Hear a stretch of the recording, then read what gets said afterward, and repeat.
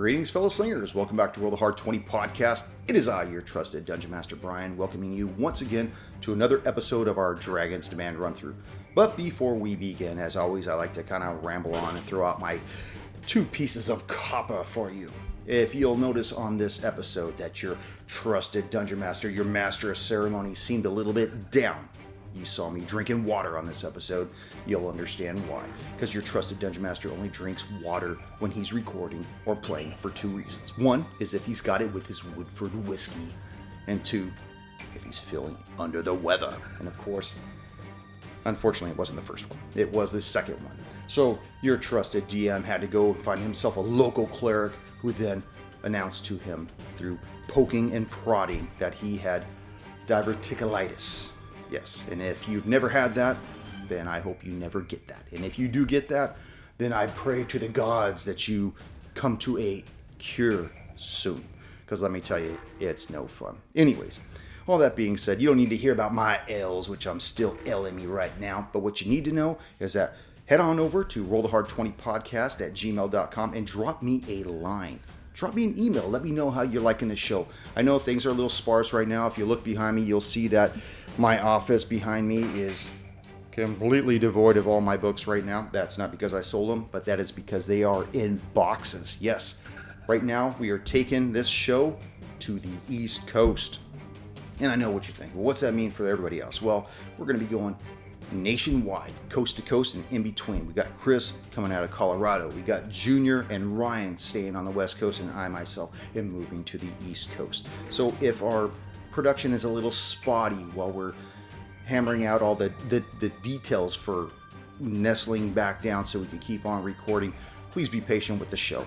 And like I said, you could follow us on all of our social media footprints: Facebook, Instagram, Twitter. Find out how things are going.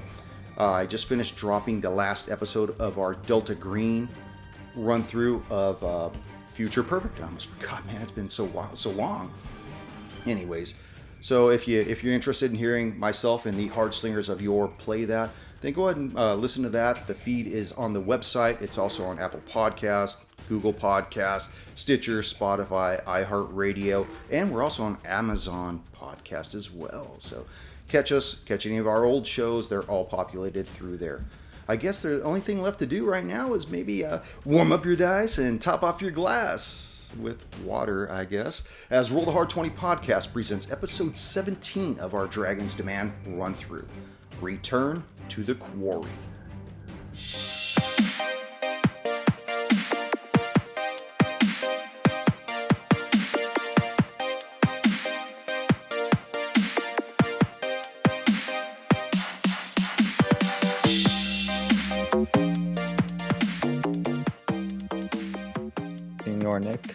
Senor Nick.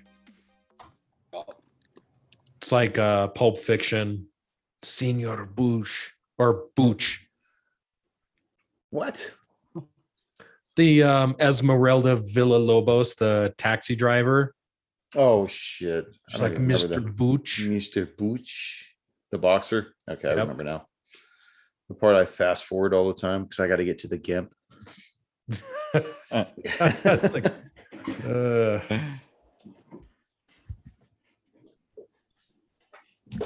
So we were ready. Yeah, let's do How's things going, everybody? First of all, before we begin, how are things going? It's good. Graduation season. Busy. Yeah, It is. I got 2 younger brothers that are graduating this year. Oh, that's awesome. Good for them. Fun times. Without any further delay, greetings, fellow slingers. Welcome back to Roll the Hard 20 podcast. Is your trusted Dungeon Master Brian, and with me, the Hard Slingers. Yes. As we prepare to lead into number 17 of our Dragon's Demand run through.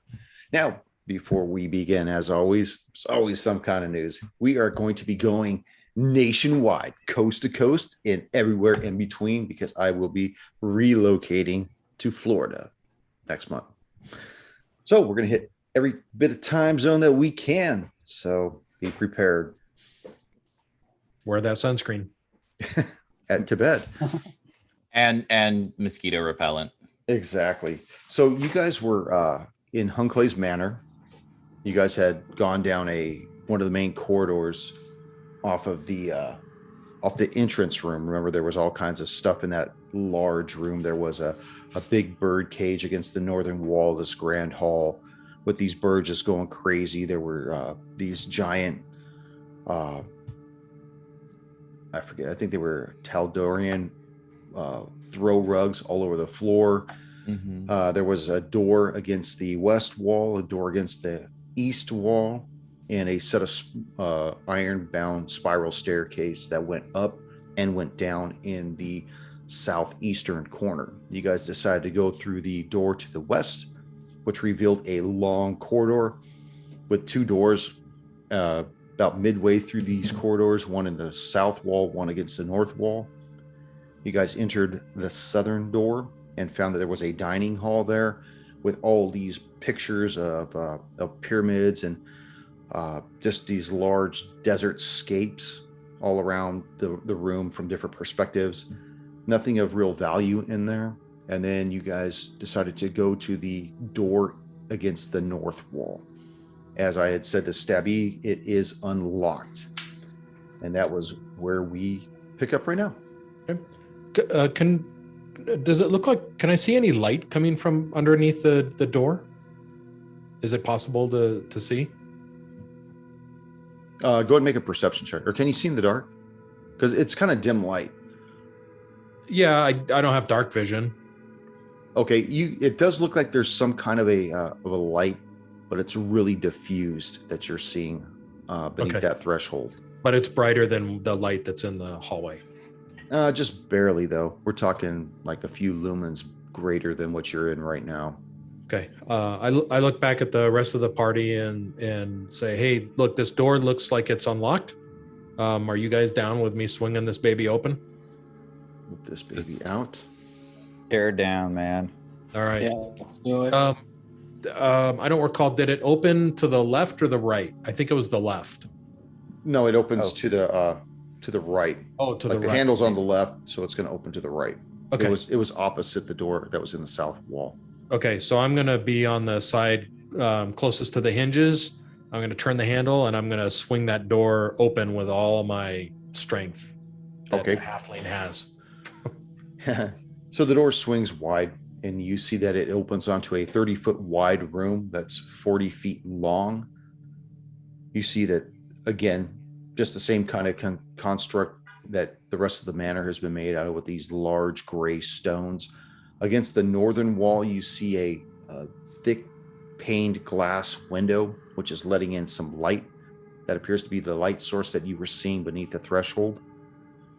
You see a deep, lavish rug of Osirian design that occupies the center of this floor, with 4 small couches at each corner facing in towards the center of the rug. In the northeast corner, you see a huge globe. It looks like a representation of possibly the planet you're on. And it's cradled in a giant polished mahogany stand. This thing's easily like 5 feet in diameter. Okay. Are there any like dressers or chests, not treasure chests, but chest or dressers or any other storage containers in this room? No other storage. You see a few stands against the wall as well, close by that giant orb. One of them has like a brass and iron sextant. Another kind of some kind of astrology. There goes those dogs. Another kind of astrology type of a device used for making some type of astronomical measurements. Just things like that. Okay. Any other windows besides the one on the north wall? No. Any other But doors? it's big. It's probably like 10 feet by 10 feet. Okay. Any other doors? No, not that you can see. I'm going to enter the room and I'm going to make my way towards that globe. Okay. Now, I also wanted to say this last time during the last session. Wherever you guys go, wherever you guys are looking or standing or being or whatever, be specific about where you are, because it will help me convey things that as you come across them or whatnot. Okay. So I'll enter the door on the south side of the room. I will head east along that wall, and then north towards the giant globe. Okay. In that northeast corner. Yeah, as you get close to the globe, you can see that it really starts to take on more defined shapes that you couldn't see from that far back. You see that it's made of different jewels that depict different continents and oceans. You see thin strands of gold that denote latitude lines and silver that denote longitude lines. It's really intricate the way that this thing is designed. Is the globe a solid mass, or does it look like it may be two halves put together? You'd have to get in a little closer and probably do some checking out on that. Okay. Some investigation. Yeah, so I'd like to move a little closer to the globe.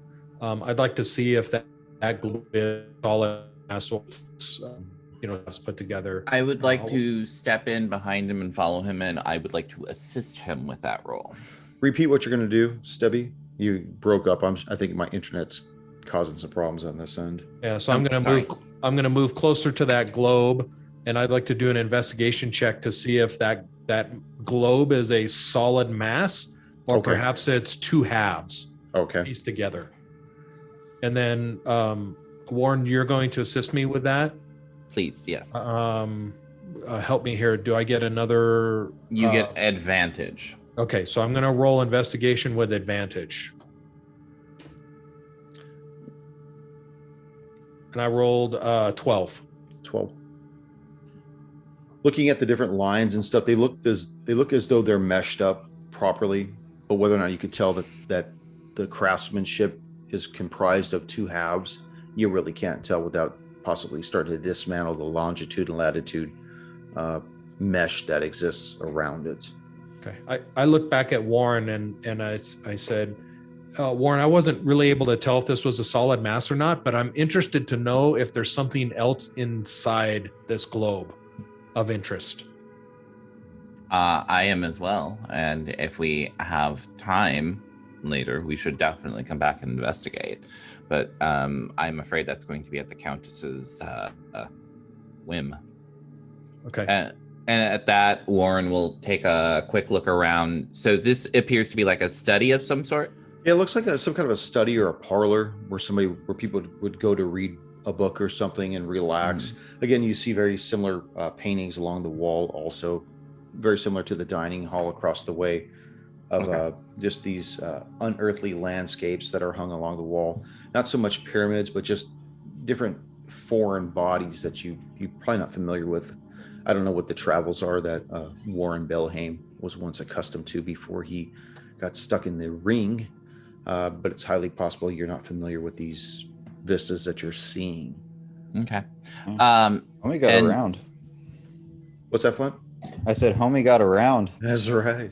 He traveled from all sorts of coasts. Mm-hmm. Well, this is what happens when you're a member of a court. Is there like a desk, like a writing desk, a study desk, anything like that? No, just like little like knick-knack end tables that are probably no bigger than maybe 10 inches in diameter. What they have the sextant on and these other devices to inspect stars and constellations and whatnot, little telescopes. So then the only other thing that I'm interested in doing in the room while we're in here is just taking a quick look around, looking if there was any sort of like a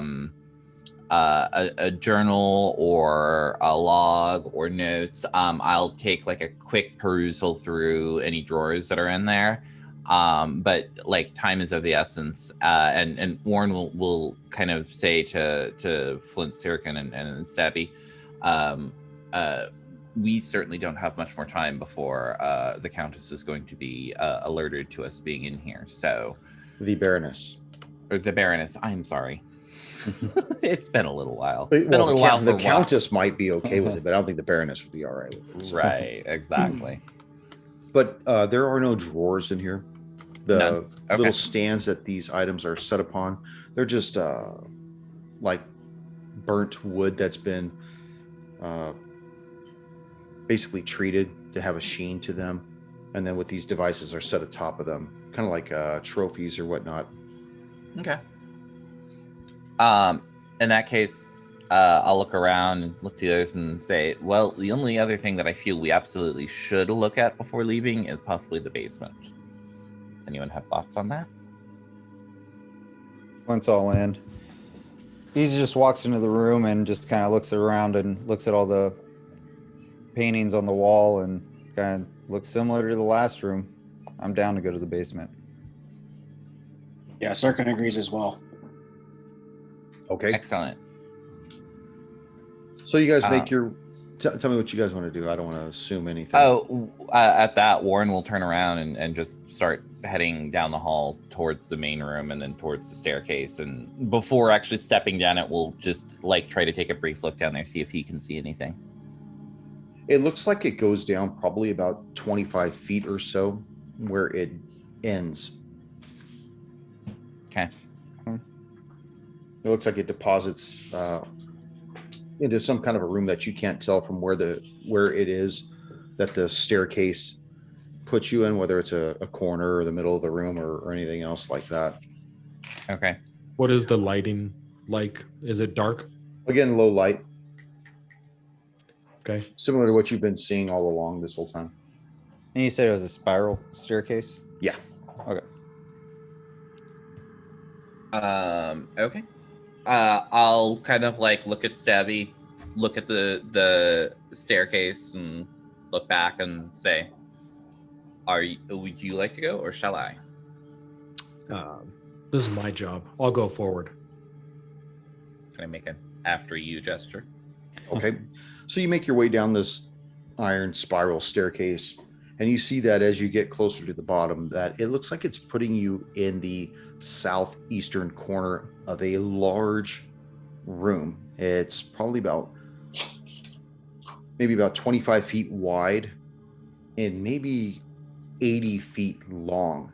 And there are just all these boxes. Some are small crates, some are larger crates, some are stacked atop of each other. And you can see that against the western wall, about 30 feet up on that wall, is a door that looks like it goes somewhere, obviously. But the crates that are in this room are just stacked and strewn about in some kind of an order. But it extends for the full 80 feet of this room. Any markers on the crates? As you go, where do you want to go up to the first one? You see, it says as though it comes from someplace in Magnamar. It says some of the effect of dried meat on one crate. You said the door is in the northwest corner of this room? No, it's against the western wall. About 30 feet up the wall.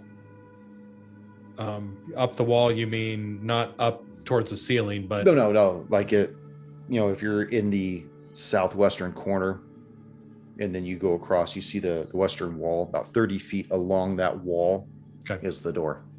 Is it opened or is it closed? It's closed. Okay. Is there any torch holders in this area? Just examining the walls. Is there anything that they might have propped a torch up to work in this area? You don't see any of those sconces that are in the wall that would hold the torches. You don't see any candles or anything like that either. In fact, the illumination down in here is considerably dimmer than it was upstairs. Okay. So I look back at the group and say, hey, with the illumination being less, I'm going to be handicapped here a little bit. I'll step forward and take a closer eye since I can see perfectly in darkness. Kjartan, you have dark vision? Me? Kjartan, or Sirkin, sorry. Okay, yeah. I don't know why I always do that. Like, who the hell are you talking about? But yeah, I do it. Okay. Only our poor Stabby little Stabby with that. And I'm not lighting any candles. You I know, if you go learned to my lesson. Butcher's Bay, you can get your eyes shine for 10 menthols. Warren's gonna walk up to. There's just the one side door, right? There's, from what you can tell, there's only one door. Okay. Warren will just kind of like walk up to it real quick. Just take a quick cursory inspection, which is probably like I'm not seeing anything that like Stabby might catch his eye. And then I will very, very carefully like grasp the handle and then very quickly and suddenly like turn the knob and open the door. Okay. The door swings open, and you see it's the midway of a long hallway that goes north to south. It's 10 feet wide, and it looks like it goes about 100 feet to the north and about another 40 feet to the south before they turn, both ends turn west. I'll kind of like turn around and just say to those, it looks like this hall turns to the west and I can't see the end of it. I'm just going to just go to the bedroom and carry. And so I'm going to go to, you said the south is about 40 feet? Yeah, the south is about 40 feet, and then the north is about 100 feet. I'm going to go south and not like around the corner, but like move up right to the edge of it and then very carefully poke my head around. I can see in perfect darkness up to 120 feet. Okay. I want to note that Stabby is right behind Warren, clutching his clothes as not to get lost, but to support him. Emotionally? Yeah. Yeah. I'm his like emotional a child support holding onto a moo. I'm an emotional support halfling. Oh my god. I'm sorry, but you're going to need a permit for that emotional support halfling. We're going to need to see some papers here. And your hair's not blue enough for it. So as you creep down to that corner and you see that it turns to the, goes down to the west, you see it continues being 10 feet wide. At about 20 feet, there's a door against the north wall. At 30 feet, there's a door against the north wall. 40 feet, there's a door against the north wall. And then the corridor continues to go on for about another 50 feet where it dead ends in a door. Okay. I'll turn around and kind of like look at Stabby. I see a door just a short ways up, but there's many, many more. And I'm sorry, how far down did you say it goes ultimately? Completely, it probably goes down about 70 feet. But Okay. at 20 feet, there's a door. 30 feet, there's a door. 40 feet, there's a door. And then it goes down another 30 feet or so where it dead ends. And then there's a door that's right against the western wall. Okay. I'll turn back to Stabby. We should probably leave, but there are more doors down here. I am a little curious what he was storing down here. As am I. I'm sorry to ask this again. The room, can you give me where the doors are again? Sure. If you're, as you guys have gone down south, down that one corridor, and you look around the corner to the west, the corridor itself is still 10 feet wide. At 20 feet, there's a door against the northern wall. At 30 feet, 10 feet away, there's another door against the northern wall. At 40 feet, there's another door against the northern wall. So there's 3 doors. Then it goes for another 30 feet where the corridor ends. And at that ending, there's a door against that western wall. Okay, so 3 doors across the northern wall. And then 1 door in the western wall, which is the end of the corridor. I had 4 doors, but Okay. Are these? It is 4 doors. yeah, but not on the northern wall. No, 3 on the northern wall and 1 I at had the 4 end on of the the corridor going to the west. Are the halls finished? They look just They just put pictures up. They look similar to the stone above, but they appear to be more ashen. They're not as deep gray as the ones that were up above. These just they're of a lighter complexion, more pale. Okay. You gotta like it on the budget end. Yeah. Like Scrooge, it's going underground anyways. But you remember that what's his name, when he drew you this diagram, there was no subterranean aspect to the diagram he drew. No, this there manor. wasn't. So first and second floor only. I think his name was Gregol. Mm-hmm. I'll look back to Debbie. So should we check out the rooms or should we go deal with kobolds? And I'll look over to Flint and Sirkin. I'm assuming they're maybe just a short ways behind us. I would love to see, but this might seem like a rabbit hole. Might seem like we'll get kicked out before we figure out what exactly is being held here. Agreed. Yeah. Same. I would like to see this place. I think that there are clues here of what we're getting into. Mm-hmm. And I question the Baroness's motives. She seems awfully persistent in us not coming here and going to the quarry. Agreed. And that raises suspicion. My other suspicion too. So how do we know exactly what the Baroness's region is that she is responsible for? She's responsible for Belhaim itself, which, although the town is fairly small, it does extend much wider than that. I think I've got a picture of. Let's see if I can find it. Things here.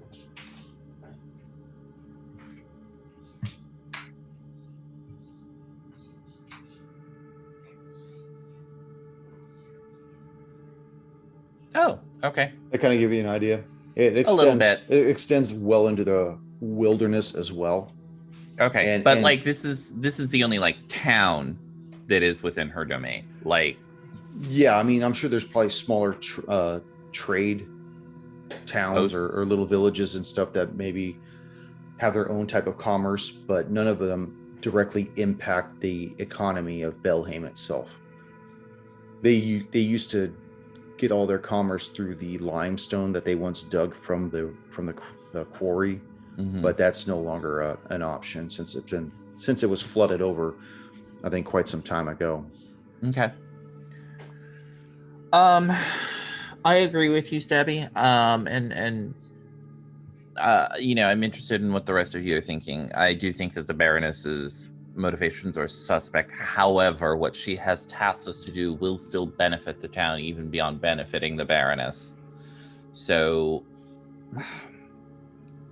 I would recommend that we go deal with the kobolds now, assuming that we can do so in a timely manner before we even go and check in with the Baroness, and hopefully without one of the guards here, we can come back and do a more thorough search. Maybe we'll have a better idea of what we might be looking for after we've dealt with the kobolds. Make a perception check, everybody.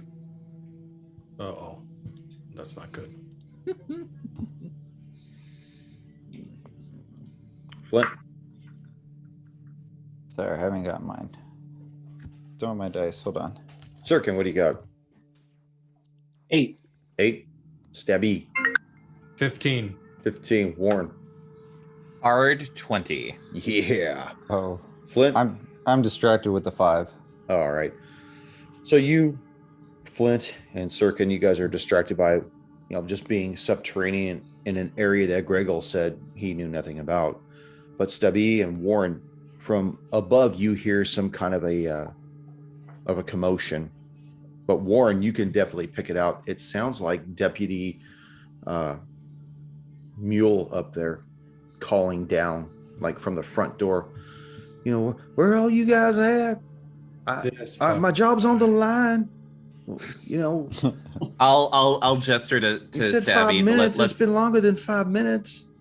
As we approach the stairwell, Warren will holler up. We said 10, but we're coming up now. Where you guys at? I'm not going in that place. All right, we're in the back room. We'll be out in a second. So, All of you together at the same time. In the back room, huh? What's going on back there? Y'all need some help?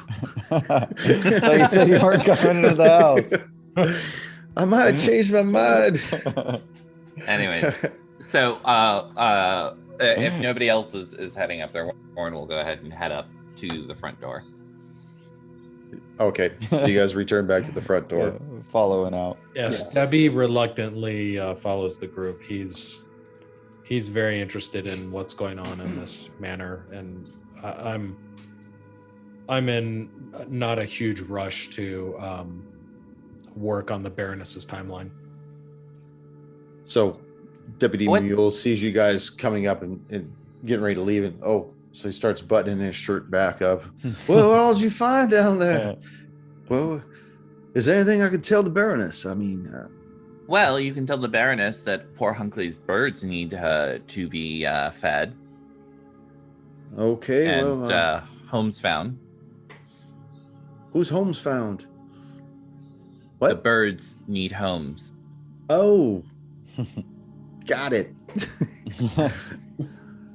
So as you guys walk out, he slowly closes the door I'll behind you guys. as we go out, Warren will actually like flip him a gold coin, and say, "Thanks for keeping an eye out here." I have to ask, how'd you guys get into this place? I mean, I know the dead Cabal was on the floor, but I would have thought that he could have got in at some point. But I have to assume that the front door was locked. How did you all get inside that place? Oh, I don't know, Stabby. Was the door locked? The door was locked. Why do you ask? I'm just curious because I know the Baroness. She was pretty adamant. She didn't want anybody inside Hunclay's manor. Yeah, Well, They were at odds, you know.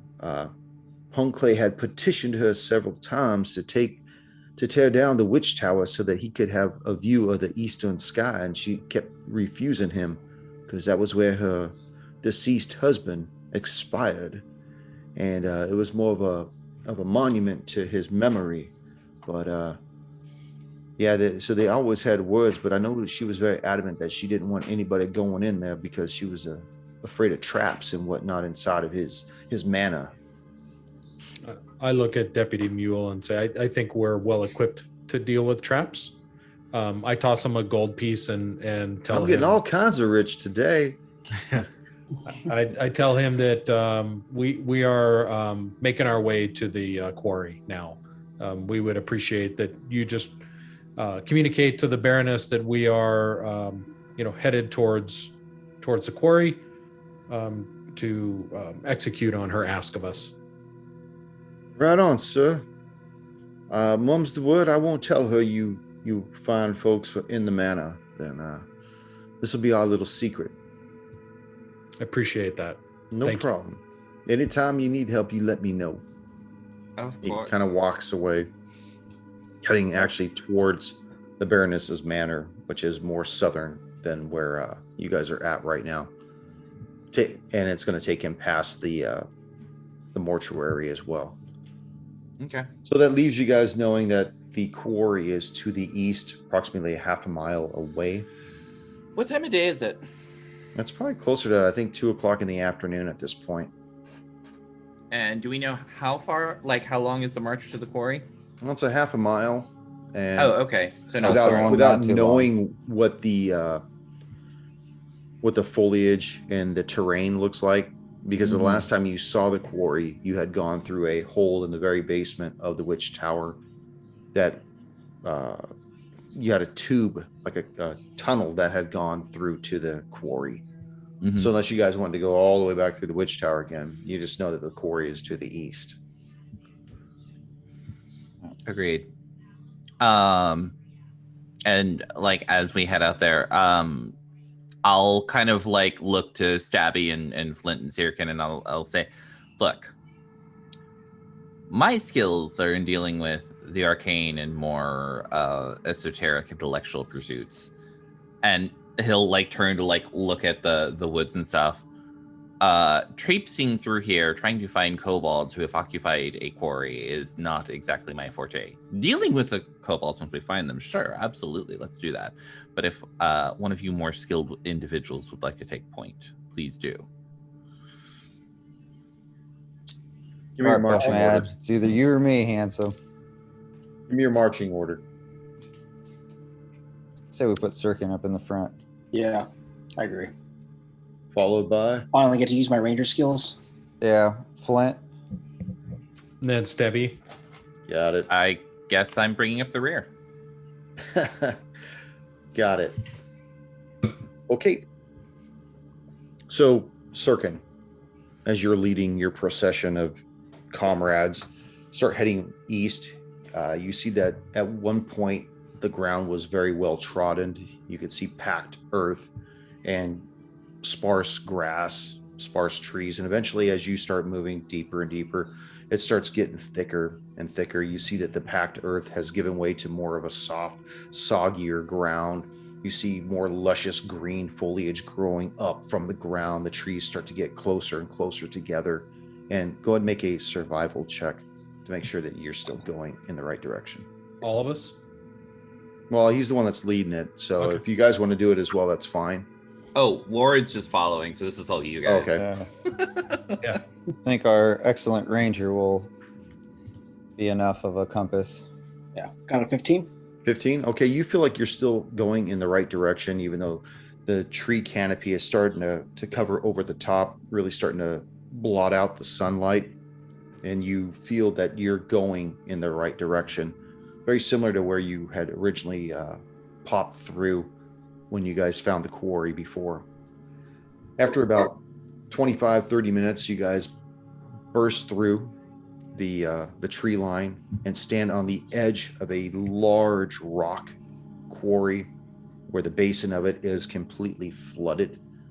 You look down and you see along the eastern shore about a 50-foot wide portion of shoreline that's dotted with large boulders.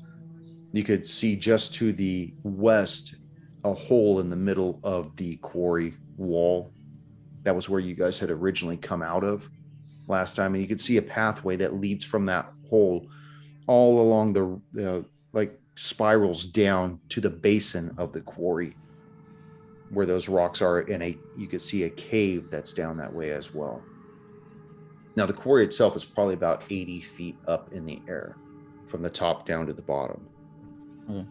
The rim of the quarry. Yes.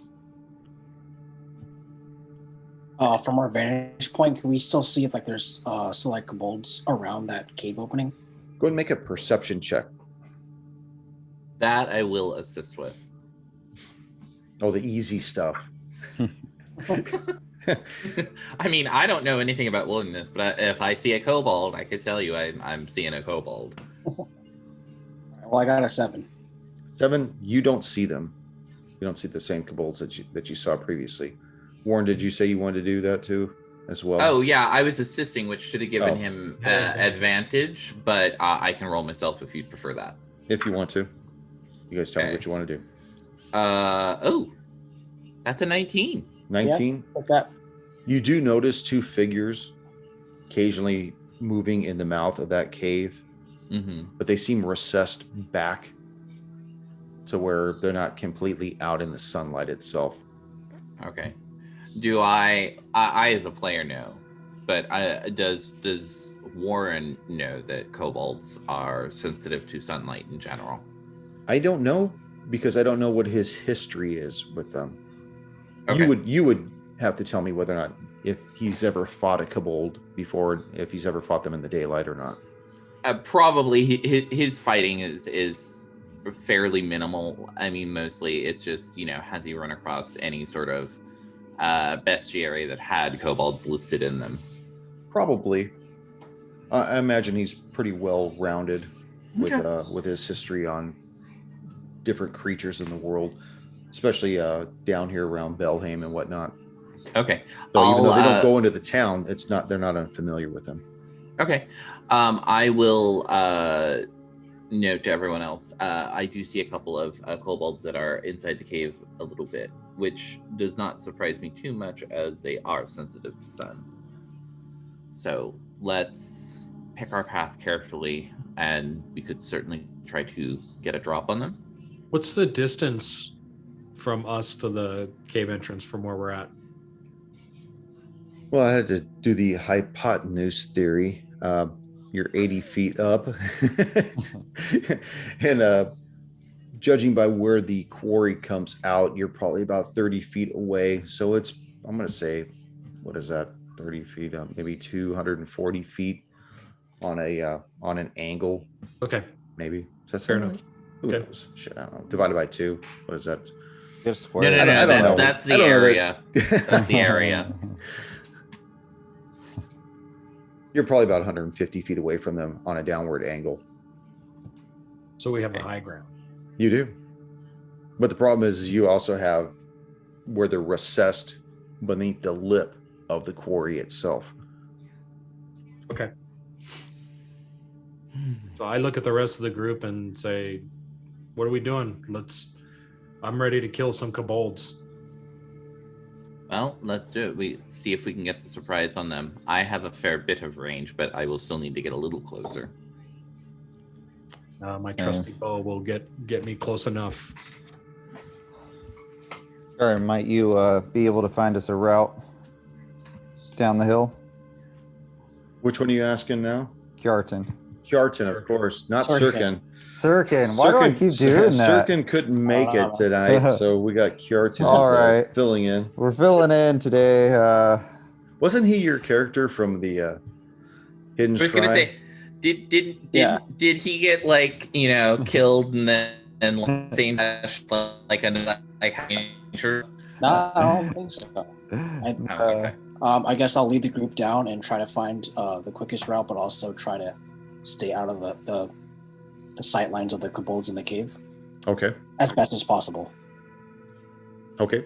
Describe for me how you're going to descend this quarry. I guess Sirkin will lead by just kind of crouching down and kind of just not really walking, kind of like briskly walking down,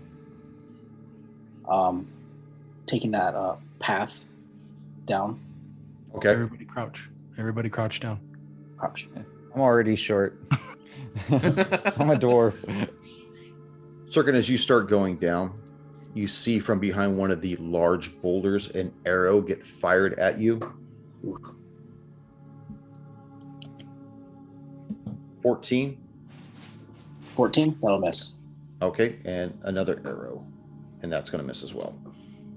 That's at that point you see that behind one of the large boulders that looks as though it has a slight overhang, you see 2 more kobolds stationed closer to the water line. Okay. All right, so start making your way down. How far away are they? They're probably about 60 feet away as you guys made your way. In fact, let's go ahead and roll some initiative. While we're I doing was gonna this. say I'm gonna knock those fuckers off that rock. They're under a rock, actually.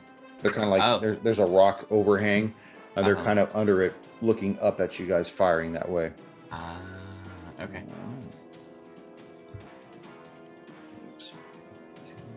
Oh. Flint, what do you got? I got a 1. Warren, what do you got? Unfortunately, my streak of good rolls did not persist. I have a 6. Sirkin, 3. Stubby. I rolled a 23 on a hard 20. Oh, yeah. That's the way to Nice. do it. Freaking, he's gonna get to go like 3 rounds before we do. It's great. So, Stubby, you see these 2 arrows fly at Sirkin from under an overhang of a rock that's closer to the water line. Sirkin's partially down the mountain. I don't know where you are on this mountain as well, on this trail. But what do you want to do? If we were in marching order, I was 3rd in line. Okay. So I shouldn't have been too far behind Sirkin. I don't have a line of sight to these kobolds then. They've got partial cover. Okay. Can I tell from my location if I move down a little bit, will I reveal myself more or reveal their location better? Well, you're already out in the open. You might be able to get a better shot at them. But you're clearly out in the open the way that this quarry is designed. There's nothing else. There's no more trees. There's no more There's no bushes cover. No, there's no cover. You're completely out in the open. Okay. I'm going to roll stealth and go stealth and then move down to get a clearer shot. Okay. Okay. And I rolled a 9 on my stealth check. Ryan. Oh, no. Okay. All right. I'm going to equip my bow and draw back, but in the direction of where I see the kobolds, and slowly make my way down to see if I can observe where they're at and get better shot. Okay. Yeah, they're still hanging out under what appears to be like the overhang is probably about 5.5, 6 feet tall, and they're tucked under there. When they would fire, it looked as though they kind of came out, fired, and then tucked back in there, still getting partial cover. Okay, and how far do I have to run? And there's absolutely no cover at all around here. No. All right. I'm gonna run down. I'm not in stealth because I failed. I'm gonna run forward. I'll just take my full movement. Okay. What's your full movement distance? What is it? 30 feet? 25 feet. 25, so you could go Yes. 50 feet down. Okay. Yep. So I'll go 50 feet down. Okay, so you still have about another 30 feet before you get to the bottom of the quarry. You see the two individuals, the two kobolds, come out from under the overhang again. One fires at you, Stubby, for 21. He hits. For, get my glasses out again, for 3 points of damage. Then he has 3 other people. For Sirkin, for 21 to hit, Yep. Go ahead. for 7 points of damage. And they each tuck back in after they fire. Fucking turd burglars. Warren, Warren gestures in the air, and there's a brief like warping of the air around him as he casts a mage armor spell. That will be his action. He is going. Yes, exactly. And then he is going to move. I will move my movement speed closer to the kobolds. They're like down. They're like downhill from us a little bit, right?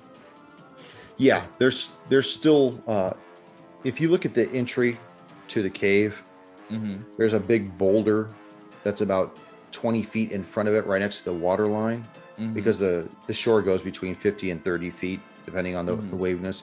One of the large rocks there that has an overhang, that's where the other two are at. But you also remember that there were 2 that were in the cave as well. Which you Right. guys saw that were walking back and forth. But they haven't come out. They haven't done anything yet. Okay. So I will move like closer down in the direction we're going, but what I'm going to do is I'm going to try to move a little bit just slightly off the path away from like the edge so that they don't have as much of a line of sight on me. Okay, great. If that Are you going to go your full? Yeah, that makes sense. You're going to go your full movement? which is 30, yes. I use So my action go to cast 60 a then. spell. Okay. No, 30. because I cast mage armor. Got it. Sirkin, you've already gone partially down this hill already. You went 60 feet, right? Was it 60 feet? Did you I'm go not sure how far I max made it. distance, or did you just go 30 feet? I think I just went 30 feet. Okay. What would you like to do? You know that there are these kobolds that are firing at you because you're just kind of like a cockroach on a white carpet right now. Wow, that's a visual. Yeah, else to paint a I'm picture? going to use my full movement and join up with Warren, and then I'm going to pull out my longbow and try to attack the kobold that actually hit me. I'm not sure which Okay. one that was. One of the 2 that's underneath the overhang. Okay. Go ahead. Let's see. Now they're under partial concealment, so I believe you roll with disadvantage on that. Disadvantage. If they have cover, their AC is actually increased by 2. There's concealment okay, alright. is not a 5e thing. Okay. Go for it. All right. 12. Made me take my glasses back off again, goddamn it. Miss. Yeah. Now I've got like this banging headache right now that's just killing me. It's laid me up all day. So you've done your full movement. Flint, Yes. you're still at the top of the quarry right now. What would you like to do? Flint would like to move down the hill 25 feet because that's his max. And he would like to take a shot at the 2 knuckleheads that are on the overhang. Under the overhang. Under the overhang. You said partial, right? Yeah. Okay, so I'm going to make a dex save for one of them. 12. 12. That's a fail. It's going to be 8 points of radiant damage. This is the other thing I was going to tell you. Target gains no benefit from cover for the saving throw. Okay. You hear this hissing noise come from underneath the overhang. You hear, "You okay, man? I'm gonna take care of you, buddy." Oh no, it's the sheriff. Stubby. I'm at the bottom of this ramp now, down at the quarry floor. Yeah. Okay. And then, do I have any better line of sight on these two? You do. You can see directly underneath the overhang at this point. Okay, so I can see. You see 2 of them. You see one of them just took some damage from whatever happened from above, high up. Can I tell which one took the damage? Say to the one to the right. Okay, so I'm going to shoot my short bow at the one on the right. Okay. And that's a 14. That hits. Okay. So, and I did 5 points of piercing damage. Okay. You see him take it again. They both look at you. One of them draws back his bow, fires right at you, Stubby. Well, What's up? I wasn't quite done with mine. Oh, sorry. Go ahead. Because I can do cunning action. Okay. So I'm going to attempt to Hide, right? yes. Okay. My cunning action, hide. Oh, what is it? Stealth. 18. 18. Okay. He does not see where you have disappeared to. He only sees that there are 3 other individuals. Warren. One of them Okay. pokes out. I What's am it? far. I was specifically trying to move far enough back. He may be able to see me, but ideally, I would like to have moved far enough back to have cover. Okay. So just Then he I wouldn't. don't. He wouldn't I don't- attack you then. Okay, I don't know Okay. if that was. So I- 1, if I 2, made 3 for Sirkin. Sirkin. That'll hit with a 22 for 6 points of damage, and the other one is fired at you, Flint, for doing what you did to him, and he misses. Warren. I will move back towards the edge here, and a little bit maybe further down. Do I have a clean line of sight on them? You still see the lower portion of his torso stick out, because as soon as they fired, they pulled back again. But now they also have to deal with Stubby, who's got a direct line of sight on them. But they don't know Okay. where he's at. So Okay.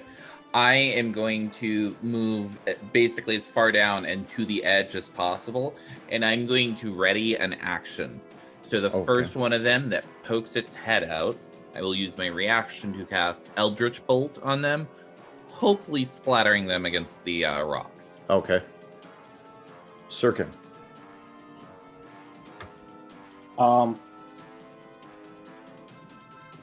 So they're under partial cover, right?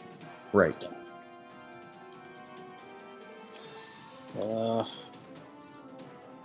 How far away is Stabby from where I was? Well, he's all the way on the bottom at this point. I think that did you make it down to the bottom yet? I think I said I was going to follow Warren, but I think I meant to go down. Okay, yeah, because Warren's still up at the top. Yeah. So you're probably about 30 feet down the mountain, Okay. and I don't know if you moved again on your last turn. So I did move again, yeah. Yeah. okay, so you went another 3. So you got 20 feet before you get down to the bottom then. Okay. I'm just going to go the full distance, 30 feet, continue down, and then I'm going to try to fire another an arrow at one of the guys. Let's see. So disadvantage? No, because now you're on the bottom. Okay. 17. Will hit. Okay. I'm getting some feedback, guys. That was weird. I heard it too. Okay. For 8 points of damage. 8 points. And that one that you guys have been peppering the whole time, you see him just collapse down to the ground. Flint. Flint, happy to see him collapse. He's going to continue trotting down the hill, and he has one more guy next to him or near him, so he is going to cast Sacred Flame once again. So have him make a dex save. Another dex save. 16. 16 passes. I'm sorry, 17. That will do. That'll pass. Okay. I don't think you take half damage. It doesn't. No, mention it. do you still want to move, or did you move and then fire? I've moved, then fire. Okay. Stubby, from at the bottom of the ravine. What would you like to do? I would like to attack the other kobold that stands next to his dead compadre. Okay. So I'm going to attack with. I'm gonna save you, man. I'm gonna save you, man. I'm going to attack with my short bow. man, you can't do that. I rolled another 18. That'll hit. Okay. Going to do 8 points of piercing damage. Do you Damn. get sneak attack because you're attacking from hiding? That's right. I also do get sneak attack, so I get another D6. D6. 1d6. Stand by. That is going to be another 5 points of damage. Very good. Did you want to move anywhere or stay there? You want to do your cutting action again? I'm All going right. to do cunning action and attempt a stealth again. Okay, go ahead. Rolled a 20. Okay. Not a hard 20. It's a flaccid 20. Flaccid 20. Flaccid. Warren, you see this kobold poke his head out to get a shot at Stubby. And it is going to hopefully get smeared. That is a 15 to hit. That is going to hit. So he takes 8 points of force damage and another 3 points of fire damage. So this force damage basically just impales his corpse down to the ground. And then you see it erupt in flames, lighting up this overhang that him and his dead friend, kobold friend, are in. And you just see this gout of flame come out and then die down. You see these two smoldering corpses. And from deep inside the cave, you hear this, "Oh, damn." Damn, son. And that is where we will end this session. Damn, we're gonna have to see you next week. Damn. Oh, damn. Damn, you fucked him up.